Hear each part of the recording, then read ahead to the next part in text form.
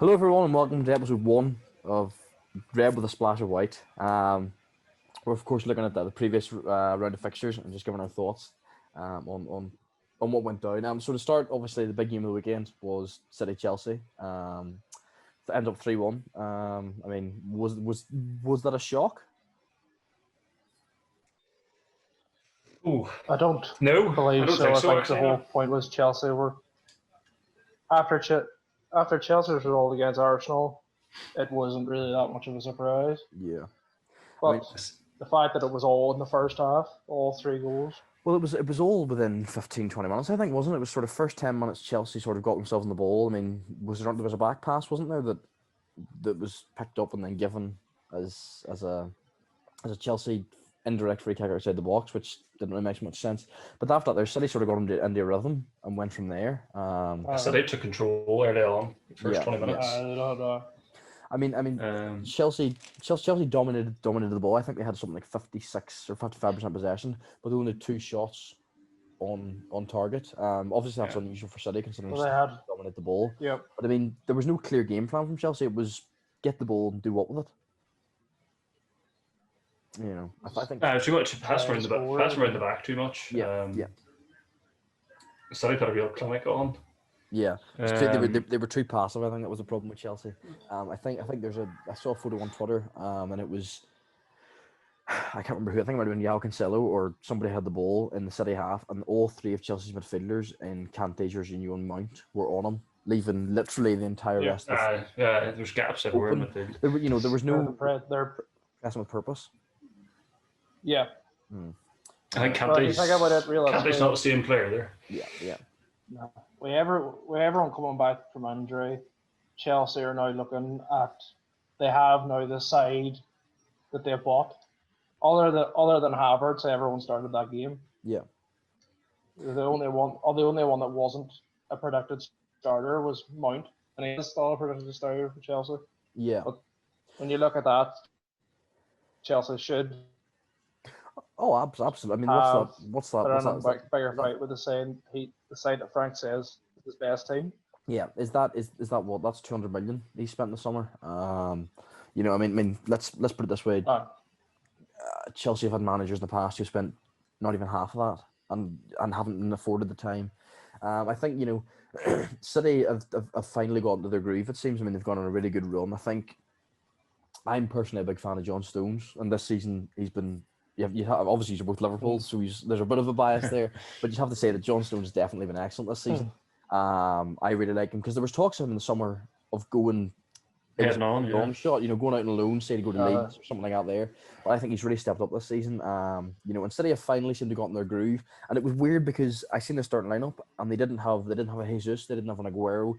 I don't think they started Torres. And then De Bruyne would play up front. Ederson wasn't even playing. Ederson wasn't even on the side. It was Zach Steffen started. Yeah, that's him. That's the one. So they did really good, but also the fact that Chelsea were beat so convincingly with a second, not a second string, but a very mixed up City side. The City team on paper, it wasn't making you panic. You were Chelsea fan, I'm sure beforehand. No. I think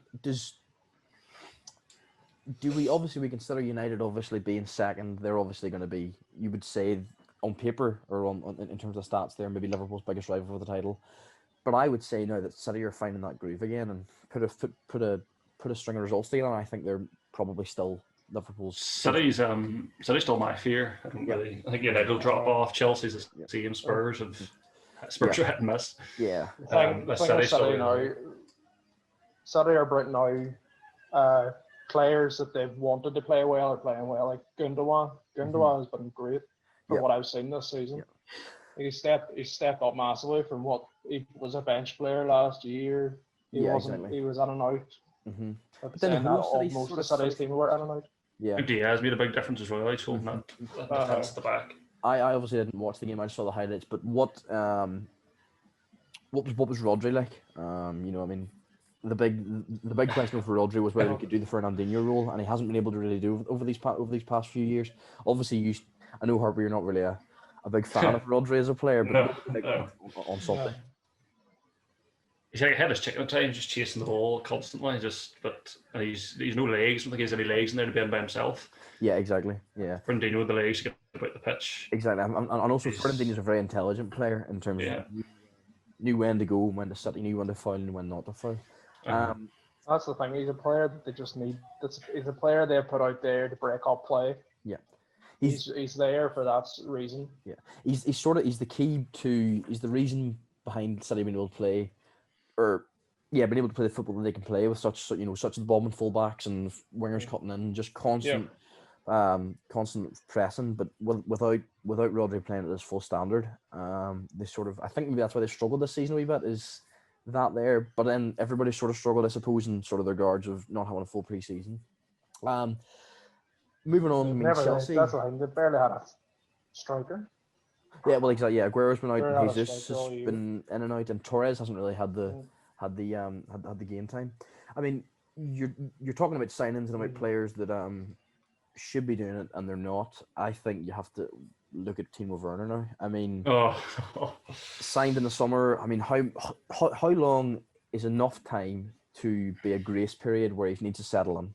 I mean, I think he's past that stage now. Yeah, he just looks lost. Mm-hmm, yeah, he does. He's out that left wing, and he's just He's not it's not a system that he's used to. He's used to getting the long chasing ball. Yeah.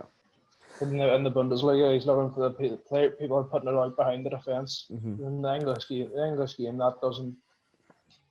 Yeah, that's not how it works. If you put a ball behind, it's getting. Yeah, the game over here is so much more physical in terms of the defender. He himself even came out and said, the defenders over here are so much more big and so much more quick. But I mean, also you have. I mean, whenever this is no disrespect to Olivier Giroud, but whenever you're being kept to the side by Olivier Giroud, and fair enough, he's in form and he's been a goal scorer this season, but he's also 32, 33. I think he's in that bracket anyway. You know, you're a £50 million signing. You shouldn't be getting kept to the side by Giroud. And I also think you have to then look at maybe Lampard. So Lampard's playing right position. To be fair to Werner, he's been bought with no plan. Yeah, I think he's bought for the sake of it. Oh, there's a hot commodity. We'll buy him. Yeah. And Lampard doesn't know how to use him. No, exactly. And sorry, go ahead. No, I was just saying that's Chelsea. That's been Chelsea's philosophy for years. Yeah. They buy players that try and buy players that other people don't get them. Yeah. Mm-hmm. Yeah. But I mean, again, how talking about Lampard. Obviously, the weekend just after the game, there was a lot of talk of him being sacked within the coming days. Obviously, we're not on Thursday, and it's an FA Cup weekend. Do you think you can turn it around, or is it set in stone? I think it's set in stone. I think he got the job too early. Yeah. He done a good job at Derby and everything, but he just got that off his playing career. Yeah. I won't mention Derby. Obviously, I have a bit of a. I try to set my bias aside from him, obviously with the whole playoffs and everything with Leeds the year before. But I mean, he was also helped massively in that season with loans from Chelsea themselves. But yeah, I definitely agree with the idea that he was given it far too early. I think he was given it because there was nobody else out there that suited it. They had a transfer ban, so he had a guaranteed excuse that the board could say, yeah, well, that's the reason he hasn't succeeded in his first season. But now he's been found out of his depth in the second season for definite. Nobody else would be sacked by now. They sacked Conte after they won the league. Sacked Sorry, just unfair. I think it won't be long before he's gone. Yeah, well, that's the thing. I mean, Sarri wasn't. Chelsea fans said Sarri wasn't right for Chelsea, but I mean, he won a Europa League and got them top four. Yeah. Fair enough, he'd been saved by Hazard at times, but he wasn't the worst manager in the world. So I mean. Go ahead. Well, what you look at with Chelsea is that they're just who are they going to replace? Who are they replacing with? That's the point. Who at this point in time? Obviously, Tuchel's free after the PSG exit, but is the Tuchel suit to the Premier League? That's the point. Yeah. Should go all out and get Brendan Rodgers, I think. Well, yeah, that's and I think we're obviously come on with that. If that's an option. Oh yeah, absolutely. I mean, Rodgers. I've obviously been questioning him in his big games this season. I mean, Yeah. fair enough, he's beat Arsenal, but that was an Arsenal side who hadn't scored in open play for, I think it was something like 7 hours. Maybe I'm wrong. And he Yeah. also beat a City side 5-2. But I mean, at the start of the season, City weren't at the races at all. So I mean, But Anfield, they didn't lay a foot. They didn't lay a foot in us at Anfield. and that was also rotated or an injury sort of stuck in Liverpool's side. You know, you have to look at it that way. So I mean, that would sort of be my question mark with Brendan Rodgers coming in. But I mean, give Brendan Rodgers that Chelsea squad, and I think you're talking pushing. Danger. Yeah, absolutely. You know, particularly whenever with his game plans. I mean, he absolutely took it to Leeds, and actually, obviously, that's not the hardest thing in the world at the moment. But his game plan was absolutely spot on. Leeds couldn't get at it, and he's done it a few times this season with his game plans. Yeah. So I mean, going from one title contender in City to the current champions in Liverpool, a shock 1-0 loss to Southampton. I mean, I've got written down here. Was it a shock result? That's no disrespect to Liverpool, but I mean, you've obviously been watching these past few weeks. I was a shock. Last 3 games have been a shock. That was sore the other night. The players looked lost at times. Looked sometimes no fight. It was a frustrating night. Which is unusual, obviously, for Liverpool side, because I mean, you associate Klopp's Liverpool with passion and heart and loads of running, and you know, that sort of never say die attitude. You know, I think the fact that we have that many injuries, no Van Dijk, literally no natural centre backs in that game. Yeah. The team's constantly changing. Like Henderson playing centre back, like I seen that and I was just like, what was going on? Missing him big. I can understand that. I can understand him. I can understand because he's a great defender. He can get back. He gets back really well. He obviously covers Trent and Robbo when they're bombing up the pitch. Yeah. But it's the point of we need him on that midfield. He's the soul. He's the heart and soul of the team. Like absolutely. People like Nat Phillips had an unbelievable game where he started in the Premier League. He got man of the match. He was great. Like West Ham. Arguably, he should have. I would have him playing. I would have Nat playing. Yeah, I sort of thought seeing Henderson in the back four alongside Fabinho, I thought it was.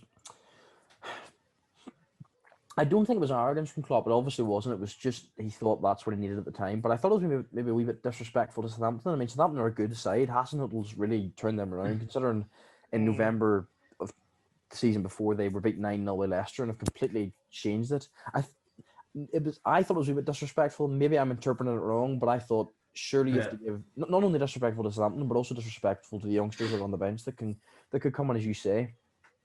I think the reason was he wanted Southampton passing team. They're not going to lump balls up. Yeah. I think he wanted people he could, not to unfairly Nat Phillips, he's not good with the ball at his feet. Yeah. You need somebody comfortable on it, yeah. I think that's the only reason Henderson played. I seen a stat there as well. Where is it? Since we beat Palace 7-0, our number of crosses have almost doubled. So I mean, it's just crosses just going into the box and maybe you're putting them in there, and there's nothing there. I mean, another stat from that game, from the Southampton game, was you only had one shot on target. I mean, so just dribbled. Yeah, exactly. Who's nets for? I mean, you're talking about the Palace game there. You looked at the Palace game, and Liverpool couldn't shoot enough. Every time they got the opportunity, bang, shoot. I mean, is that? I'm obviously not sure what's happened here. I mean, is it obviously drawn to West Brom and then drawn to Newcastle? Maybe the confidence is not there as much, but even still, I mean, these are world class attackers, you know. Sal's really been frustrating me. Yeah, I don't know if he wants out or what, but he's not been on it at all. Yeah, well, obviously there's talk. What I was thinking was, since Jota's got injured, players who Jota was scoring goals left, right, and centre. The pressure of Jota getting onto that starting front three was uplifting the performance of the starting players. Yeah. But since now Jota's no longer there, they're thinking to themselves, Minamino ain't going to get in front of us. Origi ain't going to start. They have less pressure on them to do well Yeah, they're guaranteed a certain starting spot. than they had before. Yeah. The Minamino one's annoying. Obviously, they'd all have guaranteed starting spots anyway, but there's less pressure. Yeah. Minamino scored it. Oh. No, that's. I was about to ask you what you're saying about Minamino. Yeah, He scored against Palace, put in a good performance. We haven't seen him since.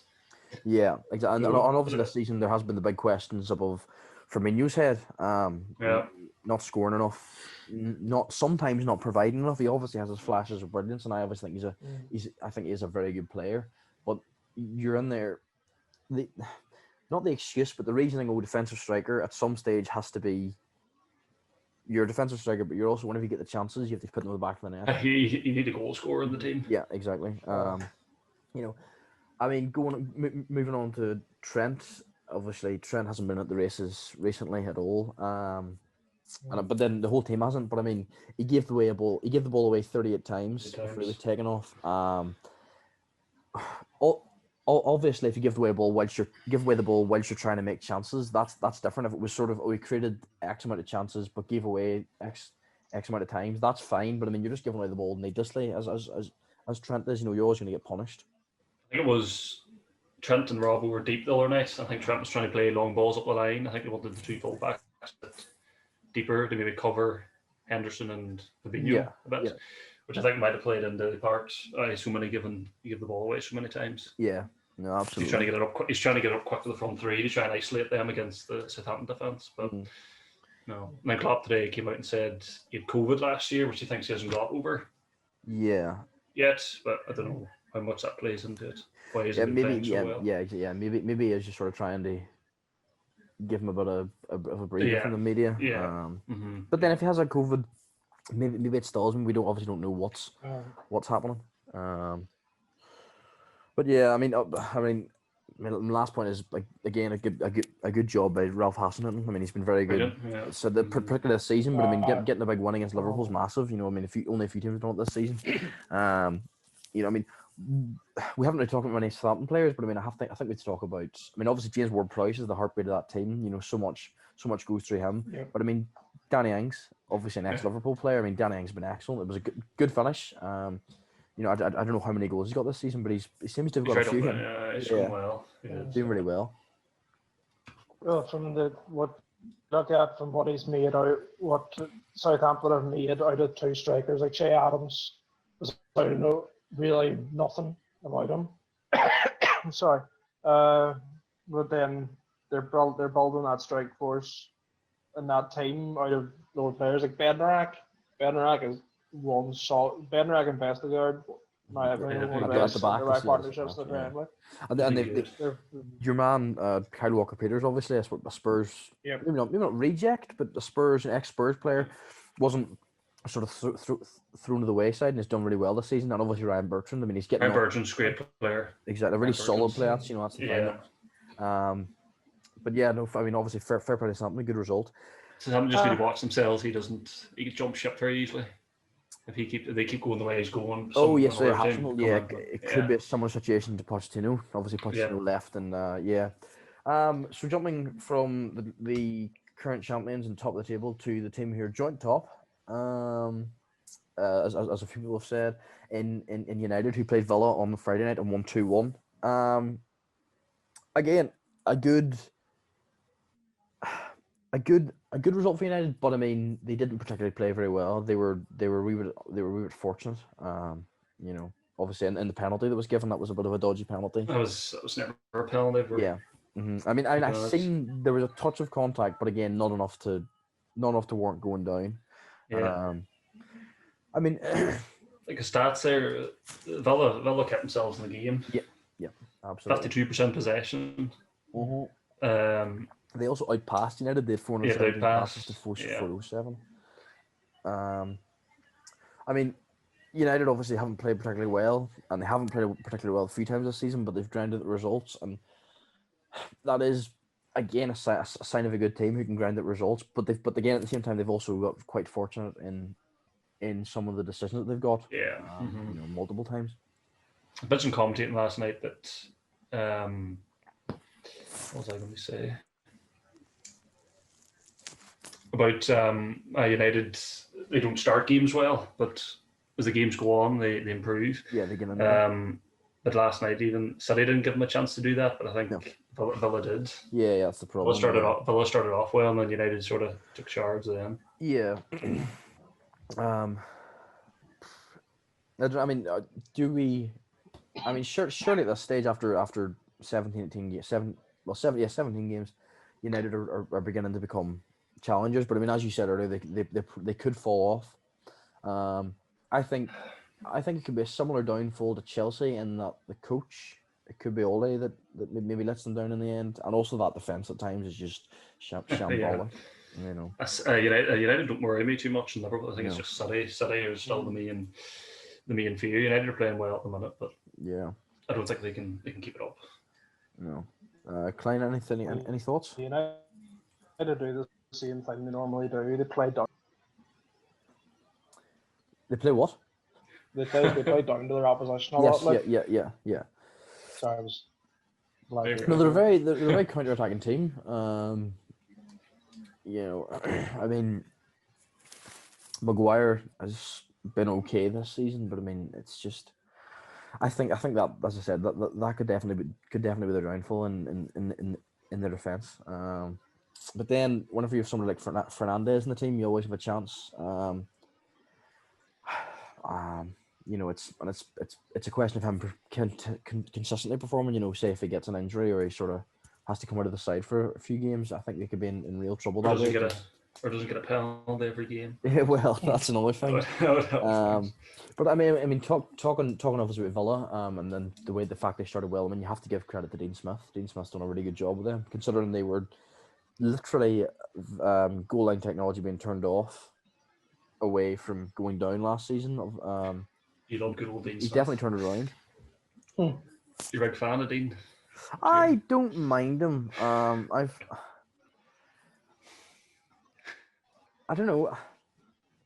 I mean, he hasn't really said anything this season about Bielsa or anything, so I don't really care. I mean, we beat them 3-0, so I don't really. I'm sort of happy days. After they stuffed us, that wasn't it. Exactly. Moving on, the bright spot of the weekend was obviously Brighton and Wolves 3-3. A pretty hectic game. I didn't see that myself. Didn't expect that many goals. No, absolutely not. I mean, I seen Wolves go 3-1. I thought that'll be a big game. At what point do we? Where are Brighton on the table? They're currently 3 points out of 17th. Fulham. Yeah, 3 points out of Fulham, but Fulham have 2 games in hand. We have to remember. They were thinking Brighton have been unlucky, but at what point does that? It's not luck. It's it's just bad play. Yeah, exactly. Yeah. I mean, they've shown that they can score goals. I mean, they scored 3 against Wolves, but I mean, I have to say the Maupay penalty I thought was a wee bit. He sort of insinuated he left his leg hanging, just literally and waited for the contact and then went down, which I sort of thought was a wee bit dodgy. You know. Nowadays you need to do that nearly to get. Oh yeah, exactly. Yeah, of course. But it's the modern game. In terms of Wolves, I think Adama Traore was outstanding. He was a man on a mission. Ever since it sort of came, ever since everybody started slagging him about his performances, he's been he's been due a good performance. Yeah, and he was unbelievable. He won the penalty, or won one of the penalties. He won the penalty for Wolves, and was just all over the pitch. Wolves have won 6, drew 4, lost 7. That's the big one. 7 losses is a big one. 13th in the table, 22 points. Yeah, they're obviously missing their talisman in Raul Jimenez. Yeah, that's obviously the big one for them. But I mean, at the same time, your young boy Fabio Silva's got to sort of step up the plate now. And obviously he's very young. I'm not saying that he's a proven talent, but I think at some stage he has to say, right, I'm the man. I'm going to lift the lead in the line. Yeah. And then also they were also very unlucky at the very end. Your man, the young boy, missed an absolute sitter of a header, an absolute peach of a ball played into him and he headed over the bar. I mean, that makes it 4-3. Shocking. It's all about it's a luck on the day as well. Different. You'd say in the space too. Wolves won that game. Yeah. I mean, we're talking about Brighton again, about they're sort of... They were very unlucky with Burton. G. They were very... The Burn OG, and then Yes. it was needless, the penalty he gave away. Yeah, that was just silly from It your was man on diving in. byline. There was no need whatsoever. Yeah, but again, that was just Adama just using that pace and that strength and just getting around him. On another day... But I mean, as we say, they're 17th at the table. They're only 3 points ahead of Fulham with 2 games in hand. Or so with Fulham having 2 games in hand. Yeah, that's not ideal. Exactly. I mean, obviously, I think when Wolves come on to Sheffield United and West Brom, but I mean, those two are sort of the duds of the season unless they can have a massive turnaround. But I mean, Fulham are right in on it. I mean, I don't think any of us really rate Scott Parker as a manager, but I mean, Fulham have a decent enough squad to maybe keep them up. He's got them playing, to be fair. Yeah.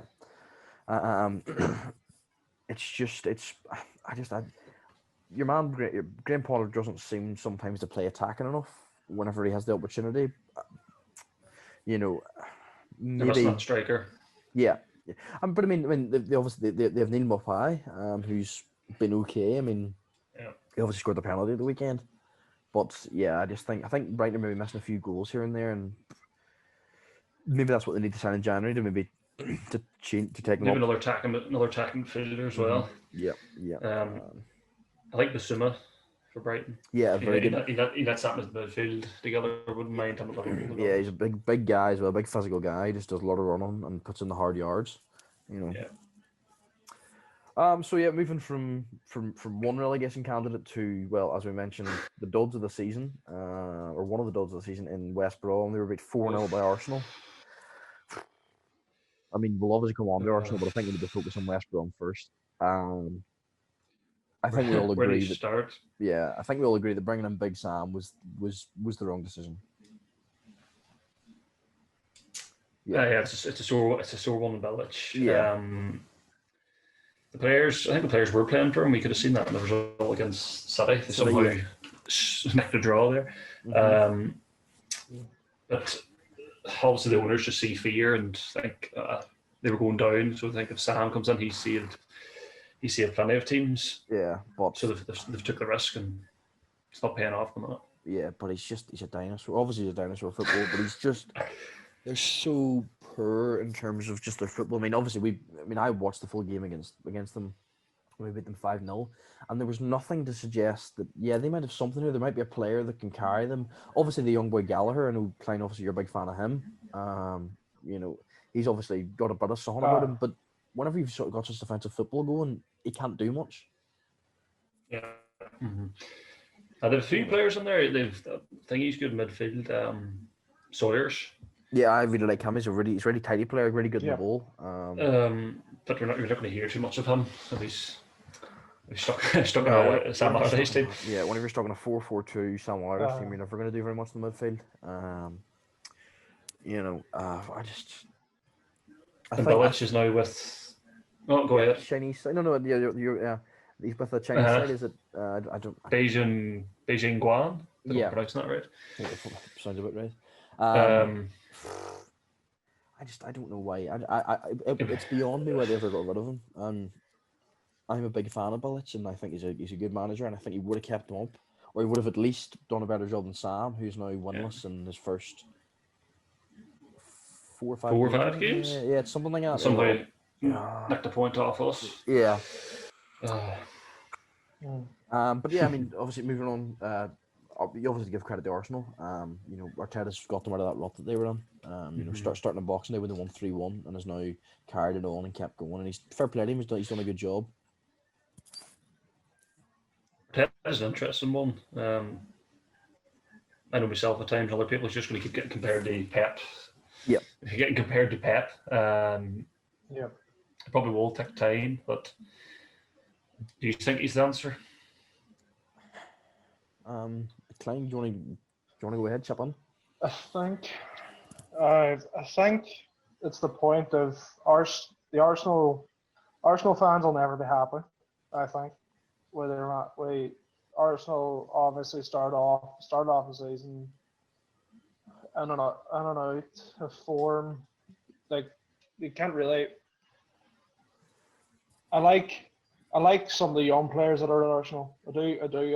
I like Saka. I like Tierney has been phenomenal. Yeah. Tierney is one of the best defenders in the league at the moment. Mm-hmm. Play wise. But it comes back to the Ozil issue. From a standpoint of a player that you need, they have barely any playmaking in that Arsenal side at the moment. The player, he might not defend, but he can put a striker on goal very well. And I think they do need to bring him back because fair play. Smith Rowe played well. Willock's playing pretty good, coming off the bench most of the time. But some of their signings have done nothing as well. Like Willian, I know they got him for free, but kind of a waste of a football player. He's been awful. Yeah. He's been awful. And I think another thing is Aubameyang hasn't been firing on all cylinders, and I'm not sure why. I mean, obviously he's been playing out wide the odd time, but he was a goal scorer last season. You know, you put him on a goal and it's guaranteed. He needs to get put through the middle. He's wasted out in that left side. You need him running behind. I suppose you can do that out in the wing, but he's just a handful through the middle. Yeah, exactly. So much more dangerous. But yeah, I mean, obviously going back to Tierney. Tierney's just been an absolute animal. He's obviously came from Celtic, and he's done really well. Fair play to him. I think it was talks when we did it during the week. I can't remember which presenter it was, mind you, but it was the debate between Tierney and Robertson. Oh, Jim White. Yeah. Talksport. Yeah. And I think in terms of defensive capabilities, I think maybe Tierney has it there. But I mean, if you're talking about going forward, Robertson's every day of the week. Robertson's delivery is passing, and also I think maybe Tierney gets a wee bit more exposed in terms of the defence, so you sort of get to see Tierney's defensive abilities a wee bit more. But also that goal he scored at the weekend was an absolute rocket. It's a silly comparison, though. Yeah. Jim White, I don't know what he's trying to. Yeah, well, that's Jim White for you. What he's trying to get out of get out of that, to be honest. But yeah, Arsenal, yeah, really, really good. I mean, Lacazette, I think, nicked in and got a goal. But Good time. Yeah, exactly. But I mean, West Brom, sorry, so poor. They only managed 7 shots in the whole game, which is the record for Sam. Yeah, exactly. I don't think they managed nearly half of that against us. So going from one promoted side in West Brom to another one in Leeds, Spurs 3, Leeds 0. I'll let you two take the floor in this one because I'll try and be. Well, go ahead, expected result. Yeah. I think it's obviously an expected result in the form it's Tottenham. Leeds are definitely one of the most exciting teams to watch because it's constant pressure, constant attacking from everybody on that team, and it's good to watch, but they do get exposed on the counter attack constantly. Arguably, the first goal, the contact was outside the box. I think it shouldn't have really been a pen. The camera angle they used when they. You can see why it was given. It was a tough one. Yeah, exactly. Yeah, it wasn't a clear and obvious error. I think that was the point. I think that's what I've came to understand, I suppose. That of course come from a million mistake. Yeah, he wasn't ref. It was David Coote, wasn't it? Yeah, David Coote. Yeah. But yeah, I mean, you talk about Messler. It was a Messler mistake, but I mean, Messler's season's been unbelievable in terms of being 20 years old, and we signed him from I think it was 5 million we got him for. So I mean, he's not been too bad. I think Leeds need.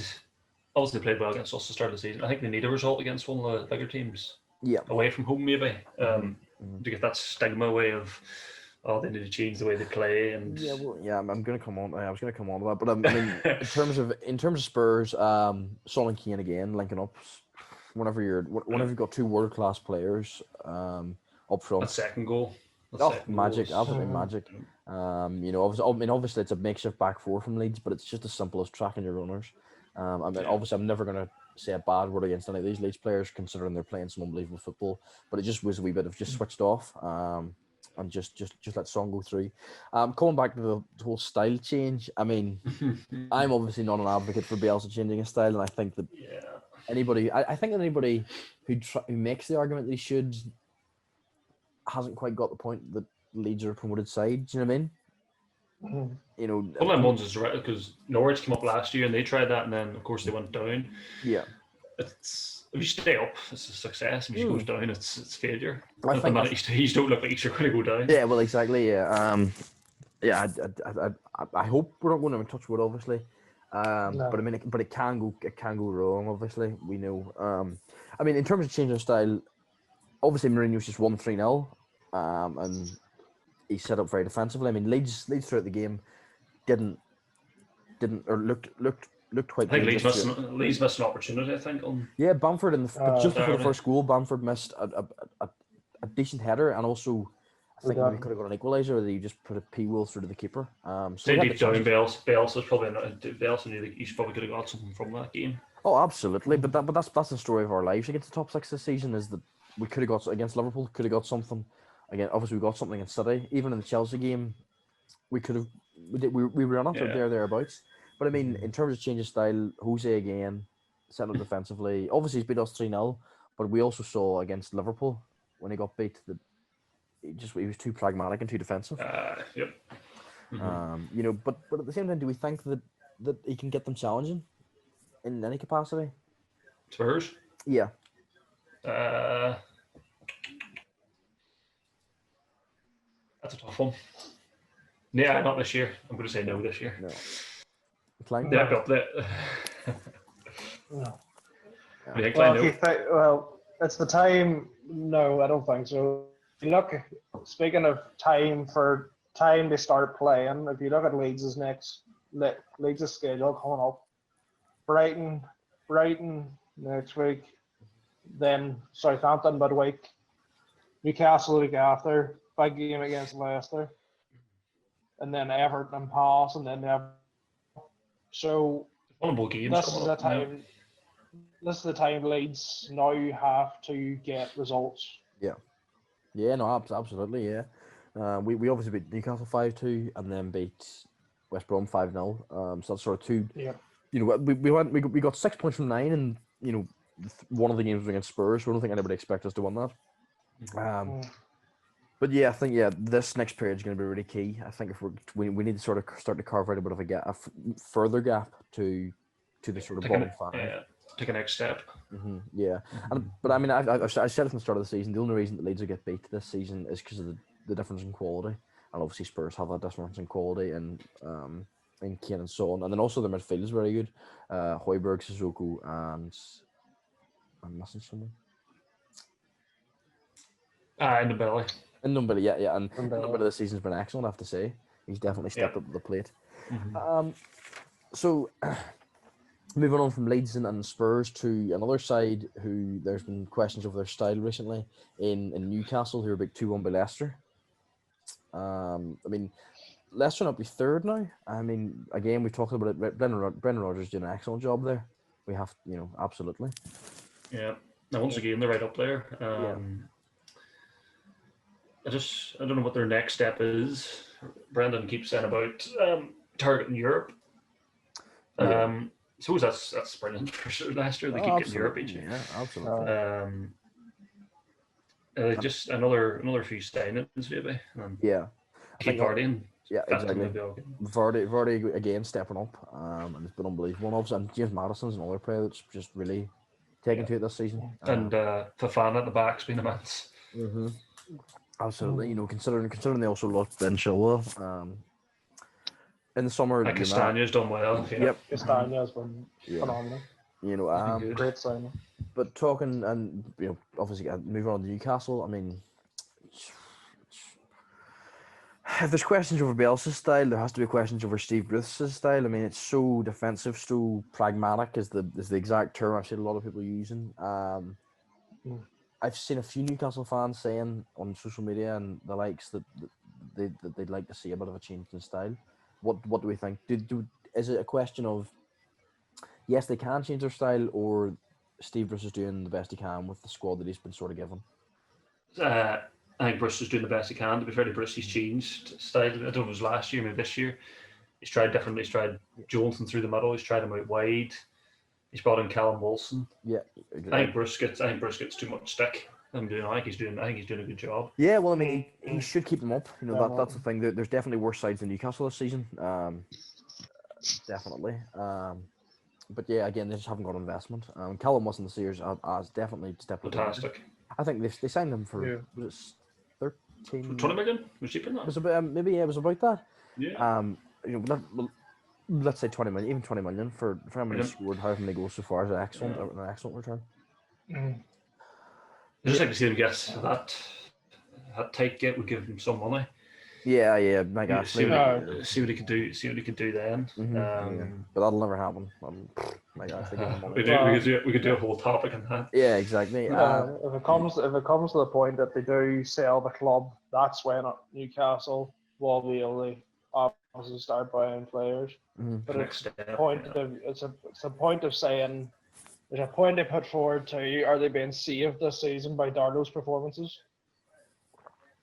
Because Darlow has been great this season. Like he's keeping Dubravka out of that team, and Dubravka, what couple of seasons ago, had nearly the top clean sheets in the league. Dubravka get injured. You know, he's on the bench. He's on the bench. Did he? I don't did he know if injured? I can't remember. He's been on. Let me see. I think the Newcastle team's missing Lascelles big style. Him and St. Maxim been hit big style with COVID apparently. Yeah, well, that's the problem. I like Lascelles. Lascelles is a good They've also got Ryan Fraser out and Isaac Hayden. No, Isaac Hayden's just Hayden. With he got booked. Yeah. So he's out. But I mean, I have to say I like your man Fabian Schär for Newcastle. I think he's a solid enough wee defender, and he can also play in the midfield. I think if memory serves correct. Yep. I don't think Newcastle have anything to worry about. No. I think fans. Yeah, and I think there's definitely things worse than those. I mean, you look obviously Sheffield United, West Brom, Fulham aren't great. Burnley, Brighton. You always hear that Steve Bruce, Sean Dyche comparison. Bruce thinks a level above Sean Dyche. Yeah, I would, in terms of, I don't know if there's a level above. I just think they have different styles, and Bruce is definitely more appealing than Sean Dyche. Sean Dyche is so boring. And the sooner the Burnley go down, and I don't mean to be horrible, but the sooner the Burnley go down, the better for the Premier League, and maybe get a Championship side up that'll do similar to Leeds or do similar to Norwich. Might not work, but at least it'll make it entertaining rather than just seeing Sean Dyche put 11 men behind the ball and hope for the best. But yeah, speaking of relegation candidates or relegation guarantees, I think Sheffield United beat 0 by Crystal Palace. I mean, dear. Very similar to what we're going to talk about Sheffield United here a lot, and this is not taking anything away from Palace, but Sheffield United are god awful. They are so poor. How did they finish? Where was it last? Seventh last year? 8th. I think it was 8th last season. Yeah. 2 points from 17. I don't get it. I mean, they're not even on course to even come anywhere near the Derby side who finished with 12 in 2007, 2008. There's literally 2 points from 17. That's nearly halfway through the season. They're on course to finish with 4 points if they keep this up. And I there's nothing that suggests they will improve. You bring in Ray Brewster and you don't even play him. Yeah. You don't even give him a chance, but you stick Ollie McBurney up front, he's useless, to be perfectly honest. Yeah. I mean, obviously Wilder's given Sheffield United a lot of joy and a lot of, he's played good football at times, but does he need to go? He needs to go. I think the owner was on the other day saying that he's not going to sack him. The question is, who do you get? Yeah, exactly. That was my next question. Yeah, he needs to go. Yeah. I mean, the candidate Tony Pulis just been sacked by Sheffield Wednesday. Oof. But again, that's just feeding into the Sam Allardyce football. And obviously Big Sam hasn't worked this season, so why would Tony Pulis work? Might be 20 people, yeah. But that's, I mean, moving on to Palace, played again, playing some good football. I think the easy goal was excellent. I mean, it was so Fantastic. easy. I was watching it live. And, Arguably, they could have said Ampadu should have stepped on and broke him. But it's not even Ampadu, just anybody. Norwood should have pulled at him just to get him down. Take him out, take him down. the fact that Norwood told him they'd tackle him and he didn't tackle him, you could see from the replay Norwood was shouting at him, just literally shouted, I think he literally shouted Ethan tackle. Yeah. And then he stepped outside. He's been a real coup. It's easy. Getting him off QPR. I mean, it was said during the game on Saturday that Bielsa came out and said he was world class, and obviously Bielsa to me is God. I mean, I think that's high praise. Yeah, but I've always liked him. I think he's a really good player, and that goal at the weekend was just excellent. As much as it was really easy for him, it was still a great finish outside of the box. Yeah, he won't be there long, I don't think. No, I mean, you could see him going. Palace fans want to hear, but yeah, obviously been Palace, we're going to look to hold on him for as long as possible. But yeah, I think he'll go maybe say a Leicester maybe or even top further. Top six, yeah. In terms of Palace as well, what about Wilfried Zaha? How do we think his season's going? Obviously he's come out a lot and has been a really outspoken player in terms of defenders are giving him a lot of jip. That's why he's giving it straight back to them. But I mean, in terms of his performances this season, not great to be honest. I don't know if he's. But fair to say, he's stayed at Palace. Mm-hmm. He tried his luck to get out. Maybe he's thought himself he can only take that team so far by himself. To be honest. Yeah. Yeah, I'd like to see him get a shot somewhere else. Yeah, no, absolutely. You know, I think he's a really good player. I mean, he's 28 now. He's come onto that. If you're going to go, you've got to go now. But I mean, Palace, obviously, the big problem there is that Palace are asking for so much money that you know, there's teams just like, it's not worth it. But at the same time, I think if you put him in a really good side, not the Palace aren't a good side, Roy Hodgson sets him up really well, knows what he's doing. But if you put him in a side where he gets ample opportunities, like say a Leeds or a Leicester or one of the top 6 sides as well, I think he does just that little bit more. Did you buy him for 50 million?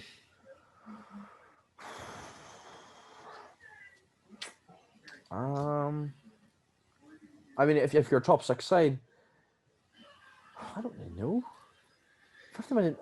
Obviously, 50 million nowadays is a lot more. It's not as much as it was a few years ago. 50 million for Wilfried Zaha. I don't think you do. You know, 50 million, he guarantees you 10 to 12 goals. Would you pay him?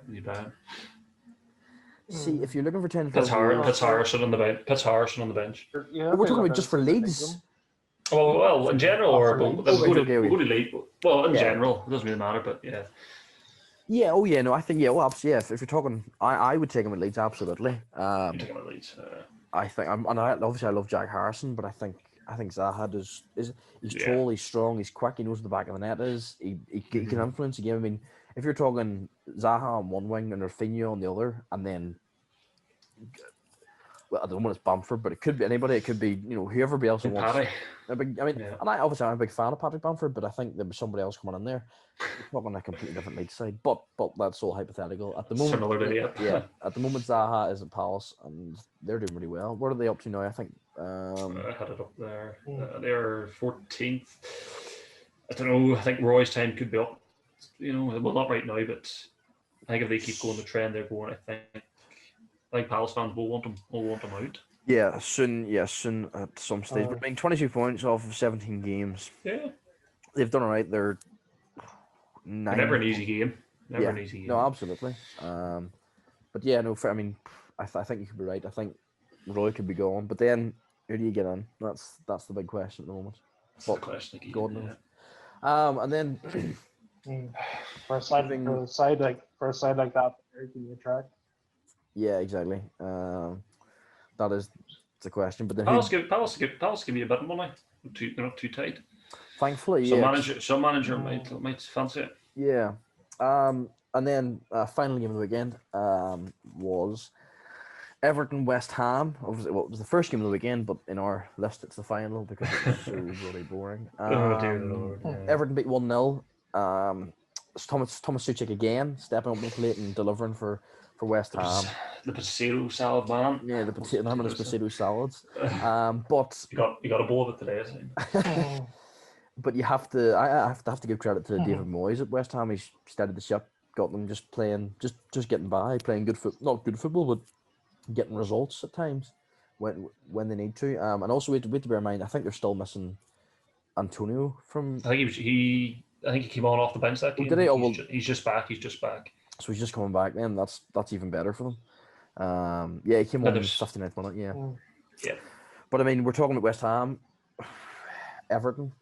I mean, same old. I mean, I like Ancelotti. I know you obviously you don't like, or you don't like Everton when you try to like Ancelotti. But don't like Everton, but I do like Cardiff. Yeah. I think the big thing missing for Everton is just a bit of a spark. They didn't have Allen in the midfield and in the core of the midfield. I know obviously Allen is a different player to having a spark, but he allows Doucouré to bomb forward and that type of idea. And they also James only came off the bench, and James just hasn't really been delivering recently.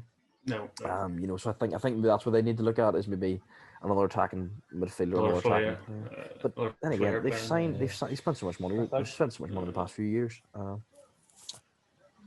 Yeah. Well, I think after James got injured, James got injured earlier this season. He hasn't really seen players since, which is arguably what happened at Real Madrid as well. Yeah, that seems to be his issue. He just went off by the wayside. But that's, if you look at it, Calvert-Lewin now hasn't scored in 5 games. Yeah, for having such a strong start to the season.